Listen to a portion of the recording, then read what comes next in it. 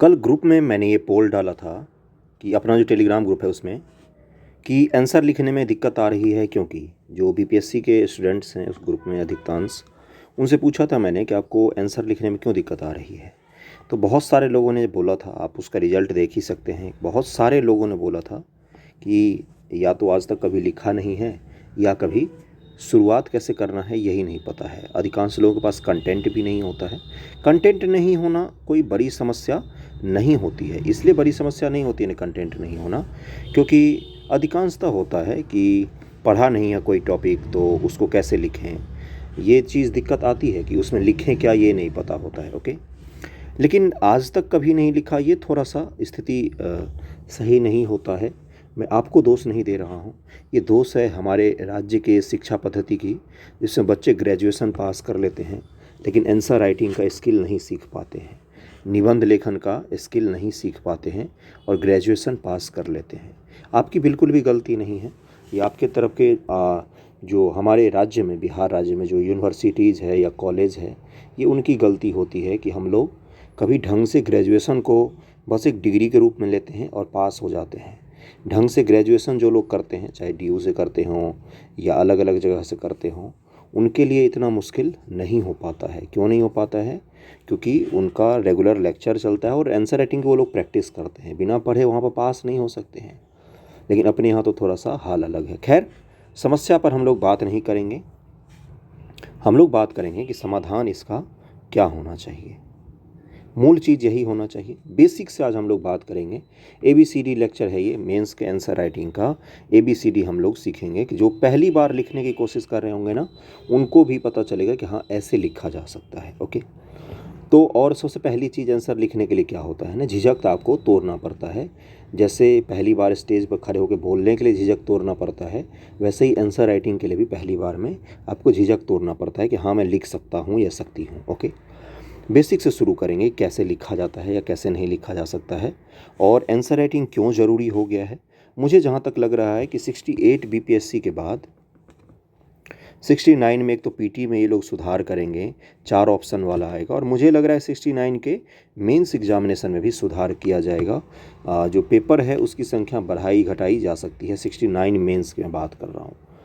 जो 69 का पीटी सितंबर में है, उसका मेंस जनवरी तक के आसपास में हो सकता है, दिसंबर जनवरी में। तो इसलिए मुझे उस पर डाउट है। खैर, वो हमारे हाथ में तो नहीं, आयोग की बात है। लेकिन हमें क्यों आंसर प्रैक्टिस करना है? क्योंकि हमें 2 जगह आंसर प्रैक्टिस काम आएगा। पहला, जो आपका कोई भी पद मिलता है आपको, वो पीटी में अच्छे मार्क्स लाने पर नहीं मिलता है। मेंस में अच्छे मार्क्स आपके तभी आएंगे जब आपकी आंसर राइटिंग स्किल जो होती है ना, वो धारदार होनी चाहिए। स्किल की मैं क्यों बात कर रहा हूँ? स्किल इसलिए मैं बोल रहा हूँ, मान लो कोई ऐसा अनजान सा सवाल आ गया, जैसे आपने कभी नहीं पढ़ा कि शहरों के जो धूल उड़ती है या शहरों में जो डस्ट है या शहरों का जो पॉल्यूशन है, उसको कैसे मैनेज करना चाहिए। आपसे ये सवाल पूछा जा सकता है कि जो शहरों में जो गंदगी है, उसके पॉल्यूशन, जो पॉल्यूशन है धूल के कारण या एयर के कारण या धूल के कारण, किसी भी कारण से, तो उसको कैसे मैनेज करते, उसका प्रबंधन करने के लिए आपको अगर सौंप दिया जाएगा तो आप कैसे प्रबंधन करेंगे। और इस तरह के सवाल बीपीएससी में पूछे गए हैं पहले, लेकिन लॉन्ग फॉर्म में पूछे गए हैं, अभी पूछे जा सकते हैं। तो जैसे आप इसको पढ़ के नहीं गए हैं, लेकिन अगर आपकी जो लेखन शैली है वो डेवलप होगा, आपकी समझ डेवलप होगी, तो आप खुद से सोच सोच के पॉइंट्स को लिख सकते हैं। सोचना कब हम शुरू करते हैं? जब हम पहला आंसर लिखते हैं। पहला आंसर आप देख के लिखोगे, अधिकांश लोग लिखते हैं, आप भी लिखिए, देखकर कॉपी पेस्ट कर दीजिए बिल्कुल। दूसरी बार जब आप उसी टॉपिक को लिखेंगे ना, तो सोचना शुरू कर देंगे आप लोग। लेकिन सोचने के लिए आपके पास क्या होना चाहिए?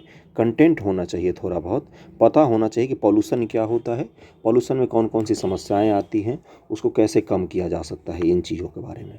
जैसे धूल से रिलेटेड पॉल्यूशन दे दिया गया आपको, कि धूल से रिलेटेड जो हवा में धूल उड़ती है बहुत ज़्यादा, सड़क किनारे जो घर होते हैं उनके लिए कुछ आप प्रबंधन कीजिए सरकारी ऑफिसर के तौर पर।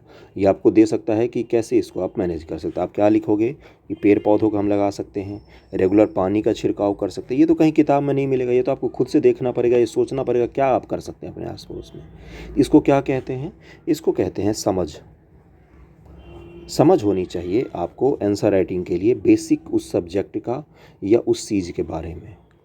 क्लियर हो गया यहाँ तक? जैसे आपसे पूछा जाएगा कि संविधान, संविधान क्यों ज़रूरी है हमारे देश के लिए, संविधान किस तरह से ज़रूरी है हमारे देश के लिए। तो जब आप संविधान के बारे में अगर आपको ABCD भी नहीं पता होगा तो आप नहीं लिख सकते हैं इसके बारे में आंसर। जब आपको संविधान के बारे में थोड़ा भी पता होगा तो एक क्वेश्चन आप पढ़ के गए हैं, बाकी पता चला दूसरा तो क्वेश्चन ऐसा पूछ लिया जो हम डायरेक्टली तो नहीं पढ़ के गए हैं, लेकिन हम उसको रिलेट करके लिख सकते हैं। तो आप उसको वहाँ पर लिख के आ जाएंगे। आपका लेखन शैली अगर अच्छा होगा, समझने की प्रवृत्ति अगर अच्छी होगी तो ओके। इसी तरह की चीज़ों को मैं आपको आज दिखाऊंगा कि कैसे क्या लिखना होता है। जैसे एक सवाल मैं दिखाता हूँ, ये देखिए क्या लिखा हुआ है, ध्यानपूर्वक देखते चलना है। धीरे धीरे हम पूरा बात करेंगे डिटेल में। जिनको बिल्कुल आंसर राइटिंग नहीं लिखना आता उन्हीं के लिए ये लेक्चर है, ओके। जैसे पहला इस सवाल को पढ़ते हैं हम लोग, ये BPSC का पेपर है। क्या है सवाल कि प्राकृतिक विविधताओं ने भारत में असमान विकास को जन्म दिया है, इसकी व्याख्या उचित उदाहरण सहित कीजिए। कीवर्ड्स मैंने कल पकड़ना सिखाया था, पिछले मेंस के लेक्चर क्या बोला था मैंने, प्राकृतिक विविधताओं ने भारत में असमान विकास यानी कि इक्वल डेवलपमेंट नहीं हुआ है हमारे देश में, को जन्म दिया है। इसकी व्याख्या उदाहरण सहित करना है आपको। यानी कि भारत जो है अपना देश, ये अपना प्यारा सा देश है, और भी ऊपर का भाग है, बहुत सारा है भाई। ये मत सोचना कि मैं अखंड भारत को खंडित कर रहा हूँ। चलो ये अपना भारत है, इसमें ये बोल रहा है ये कि इसका जो प्राकृतिक विविधता है, प्राकृतिक विविधता मतलब जो वहाँ पर नेचुरल चीज़ है वो अलग अलग है हर जगह, और इसके कारण अलग अलग डेवलपमेंट हुआ है चारों तरफ। इसकी आपको व्याख्या करनी है और एग्जाम्पल भी देना है। चलो मान लो एक बार को आपने कभी नहीं पढ़ा इन चीज़ों को, लेकिन थोड़ा बहुत भी अगर आपने ज्योग्राफी पढ़ा है तो आपको ये पता होगा कि ये पूरा का पूरा ऊपर का जो रीजन है यहाँ पर क्या है, हिमालयन क्षेत्र है। ये पूरा क्या है, ये पश्चिमी घाट है, और यहाँ पर खूब वर्षा होती है, और यहाँ पर बड़े बड़े बंदरगाह भी स्थित हैं, और क्या है यहाँ पर बड़े बड़े महानगर भी स्थित हैं। क्यों स्थित हैं, ऐतिहासिक रीजन हो सकता है, प्राकृतिक रीजन भी हो सकता है, क्योंकि कोस्टल एरिया है तो वहाँ पर बड़े महानगर स्थित होंगे ही, क्योंकि इम्पोर्ट एक्सपोर्ट का बहुत ही बड़ा जगह होता है, हब होता है, ओके। ये पूर्वी घाट है। दक्षिण भारत का एरिया हम चलते हैं, यहाँ भी प्राकृतिक रूप से संपन्न एरिया है ना, प्राकृतिक रूप से विविधता है, यहाँ भी पोर्ट आपको मिल सकता है। अब इनलैंड में चलते जैसे यूपी और बिहार है, हम अपने यहाँ उद्योगों को विकसित तो कर सकते हैं, लेकिन हमारे पास चूँकि समुद्र का कोस्ट लाइन नहीं है, इसलिए थोड़ा सा डेवलपमेंट में फ़र्क हो जाता है। और भी बहुत सारे रीजन हो सकते हैं इसका, जैसे हिमालयन क्षेत्र है, वहाँ पर टूरिज़्म एक बहुत बड़ा अवसर है। वहाँ की कृषि में कैश क्रॉप का बहुत ज़्यादा प्रधानता होता है, फलों की प्रधानता होती है। इसी तरह से नॉर्थ ईस्ट इंडिया के बारे में भी आप चाय के बागान के बारे में लिख सकते हैं कि इसके कारण उन एरिया में समृद्धि है। तमिलनाडु के तट की बात कर सकते हैं, यहाँ पर तेल और खाद्यान्न उत्पादन के कारण समृद्धि है। और क्या लिख सकते हैं आप कि पश्चिमी घाट में जो केरल है वहाँ मसाले, कर्नाटक में मसालों के साथ साथ खनिज की प्रधानता है। और क्या लिख सकते हैं आप, जो मध्य प्रदेश है उसके पास भी बहुत सारे खनिज संसाधन हैं, लेकिन चूंकि वहाँ पर भार अधिक है, प्राकृतिक रूप से अलग अलग हैं सब लोग। जैसे जो यूपी का इलाका है, यहाँ पर नदियाँ बहती हैं, मैदानी इलाका है, तो अधिक लोग निवास कर सकते हैं यहाँ पर।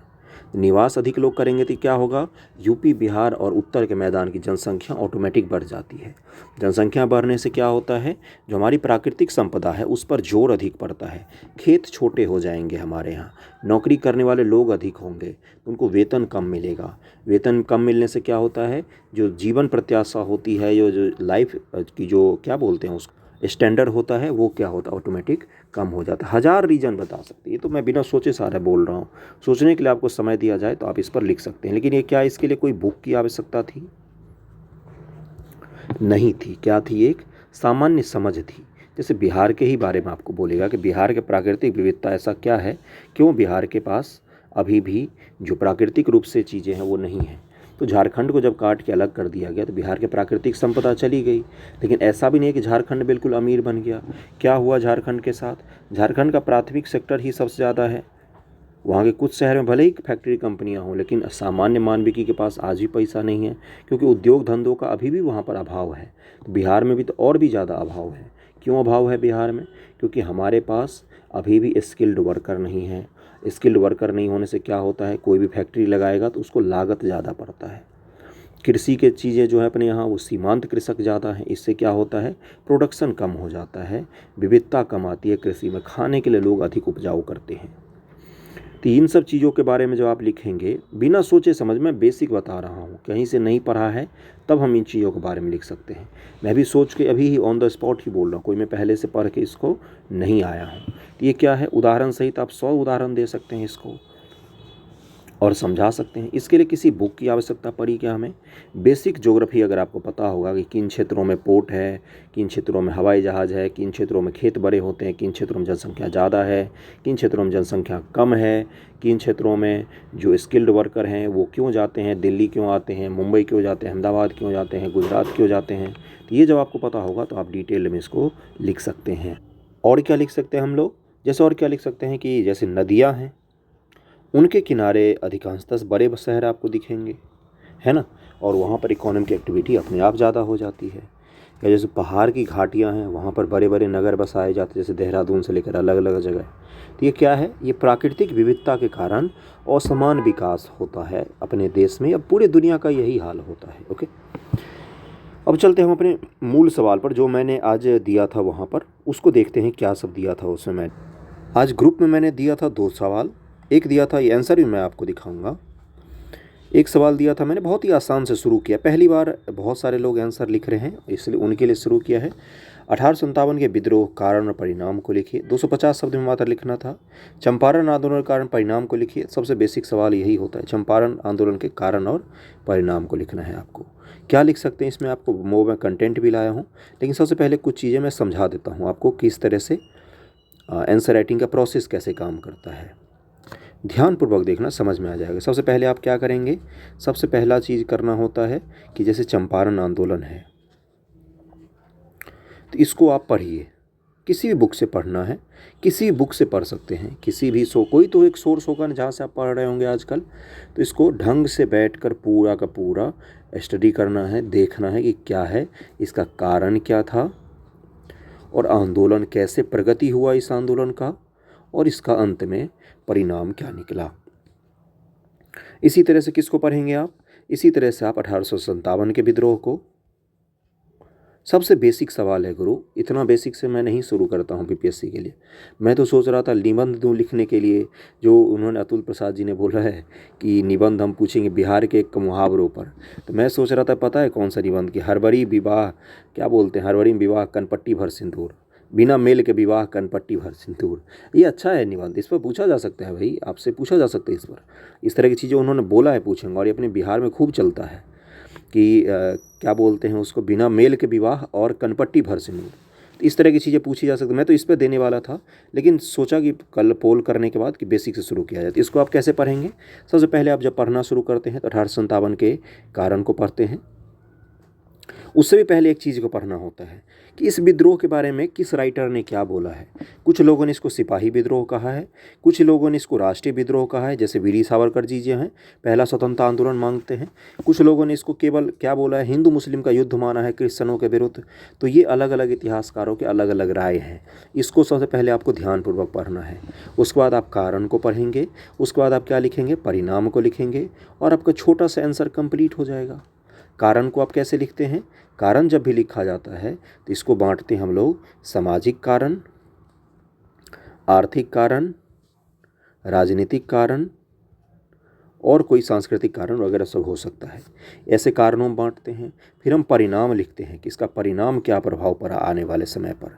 परिणाम हम क्या लिखते हैं कि राजनीतिक परिणाम क्या पड़ा, और क्या लिखते हैं कि जैसे उसके बाद हमारे समाज में क्या परिवर्तन आया। उसके बाद से क्या लिखते हैं कि आगे के आंदोलन पर इसका क्या प्रभाव पड़ा, आने वाले आंदोलन पर इस आंदोलन का क्या प्रभाव पड़ा था 1857 के विद्रोह का। तो इस तरह से आंसर फ्रेम किया जाता है। अब आते हैं कि पहला आंसर कैसे लिखें। जैसे आपको लिखना है 1857 के विद्रोह के बारे में, तो 250 शब्द में दिया है। जैसे बड़ा आंसर दिया है, मान लो जैसे पहले पूछता था 32 नंबर 36 नंबर बड़ा आंसर, तो उसमें सबसे पहले किसी कथन को लिख दीजिए 1857 के बारे में, किसी भी एक राइटर का कथन। जब आप बुक पढ़ेंगे तो उसमें ढेर सारे कथन मिल जाएंगे, अलग अलग थॉट्स जो बताए गए 1857 के विद्रोह के बारे में। सबसे पहले किसी कथन को लिखिए, उसके बाद इंट्रोडक्शन लिखिए कि 1857 का विद्रोह भारत का पहला स्वतंत्रता आंदोलन माना जाता है, क्योंकि इसमें पहली बार अंग्रेज़ों को ऐसा लगा था कि पूरे भारत के लोग खासतौर से उत्तर भारत के सभी लोगों ने विद्रोह किया था। अलग अलग राजाओं के समूह ने विद्रोह किया था, अलग अलग कारणों के कारण विद्रोह किए गए थे। ये एक तरह से बहुत सारे सामूहिक कारणों को मिलाकर एक बहुत ही प्रबल स्वरूप में किया हुआ विद्रोह था यहाँ के निवासियों के द्वारा। सामान्य मानवी की भी बहुत सारी जगह पर विद्रोह में शामिल थे, राजा शामिल थे, बहुत सारी जगह जमींदार शामिल थे। इस तरह की चीज़ों को आपको लिखना पड़ेगा। फिर आप क्या लिखेंगे, कारण को लिखेंगे।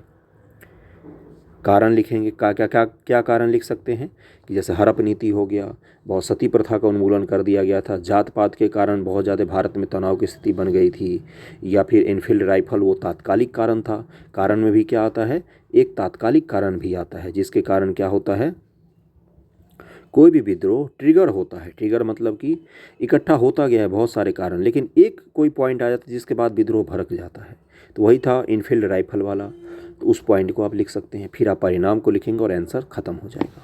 250 शब्द में थे तो ज़्यादा इंट्रोडक्शन मत लिखिए, मूल मुद्दे पर आ जाइए। कारण लिखिए, कारण जैसे मैंने यहाँ पर लिखा, पहला पॉइंट, दूसरा पॉइंट, तीसरा पॉइंट, चौथा पॉइंट, पाँचवा पॉइंट। फिर परिणाम लिखा, पहला पॉइंट, दूसरा पॉइंट, तीसरा पॉइंट, चौथा पॉइंट, पाँचवा पॉइंट। फिर 2 लाइन में निष्कर्ष लिखा, 2 से 3 लाइन में इंट्रो लिखा। 250 शब्दों में ऐसे ही आंसर लिखा जाता है। 250 शब्दों में अधिक विस्तार आप नहीं कर सकते, ना तो आपके पास एग्जाम में पेज होता है और ना ही आपके पास समय होता है। ओके, अब मैं आंसर कुछ पढ़ा देता हूँ, फिर आपको कंटेंट भी दिखा दूंगा कि कहाँ से आपको लिखना पड़ सकता है। ये स्पेक्ट्रम की बुक तो सभी के पास होगा, सबके पास होगा। नहीं होगा तो आपके पास जो भी बुक होगा हिस्ट्री का, मॉडर्न का, उसमें 1857 जरूर दिया हुआ होगा। स्पेक्ट्रम का बुक खोलिए, उसमें देखिए 1857 का विद्रोह पूरा दिया हुआ है। देखिए विद्रोह का प्रमुख कारण लिखा हुआ है ना यहाँ पर, इसका आप कारण लिखिए। आर्थिक कारण दिया हुआ है, इसमें से कुछ, जैसे इसको पढ़ा आर्थिक कारण को, इतना सारा तो नहीं लिख सकते आप, इसमें से आप खुद के मन से आप सार निकालेंगे, इसका क्या सार है, इसमें से कौन सा सारांश इसका निकल के आ रहा है, और उस सारांश को आप क्या करेंगे, लिख देंगे अपने आंसर पर। ओके, आर्थिक कारण ये हो गया। इसी तरह से क्या है, राजनीतिक कारण दिया हुआ है, यहाँ पर देख सकते हैं आप। प्रशासनिक कारण दिया हुआ है, सामाजिक धार्मिक कारण दिया हुआ है। ये आपको मैं PDF अभी ही दे दूंगा। बाहरी घटनाओं का प्रभाव दिया हुआ है, सिपाहियों के बीच असंतोष दिया हुआ है। यहाँ से आप क्या लिख सकते हैं, ये कारण को लिख सकते हैं। उसके बाद इसमें क्या दिया हुआ है, विद्रोह कैसे भड़का वो है। उसके बाद विद्रोह का परिणाम दिया हुआ है, ये आप यहाँ से लेकर लिख सकते हैं। कुछ बच्चों ने आंसर लिखा है, मैं उनके आंसर को पढ़वाऊँगा तो नहीं, बस मैं उसका एक स्ट्रक्चर आपको दिखा दूँगा। देखते हैं आंसर का स्ट्रक्चर। जैसे पता नहीं, ये ग्रुप में भेजा है बहुत सारे लोगों ने आंसर, 1857 के विद्रोह का कारण परिणाम। देखो इन्होंने इंट्रो लिखा है, बहुत ही सुंदर लिखा है, अभी इसको मैंने चेक भी नहीं किया है। इस तरह की चीज़ें जब आप यूज करते हैं तो क्या होता है, थोड़ा सा एट्रैक्टिव बनता है आंसर, और ऑटोमेटिक 1 नंबर से 1.5 नंबर आपके बढ़ जाते हैं अगर आपने ढंग का कंटेंट भी लिखा है तो। देखो इन्होंने लिखा राजनीतिक कारण, आर्थिक कारण, तात्कालिक कारण, सामाजिक धार्मिक कारण, बिल्कुल स्पेक्ट्रम से बिल्कुल कॉपी पेस्ट किया है। राजनीतिक कारण इन्होंने लिखा है, आर्थिक कारण लिखा है, सैन्य कारण लिखा है, तात्कालिक कारण लिखा है, सामाजिक कारण लिखा है इन्होंने। फिर 1857 के विद्रोह को लिखा, परिणाम को लिखा है, बिल्कुल परफेक्ट तरीके में परिणाम को लिख के इन्होंने थोड़ा सा निष्कर्ष लिखा है, बिल्कुल कॉम्पैक्ट फॉर्म में बेहतरीन आंसर लिखा है इन्होंने। मैंने चेक नहीं किया है, चेक करने की बात अलग होती है। कई सारे लोगों को ये संदेह होता है कि देख कर लिखें क्या, पहली बार लिख रहे हैं, दूसरी बार लिखिए, निसंदेह देख कर लिखिए, कोई दिक्कत नहीं है।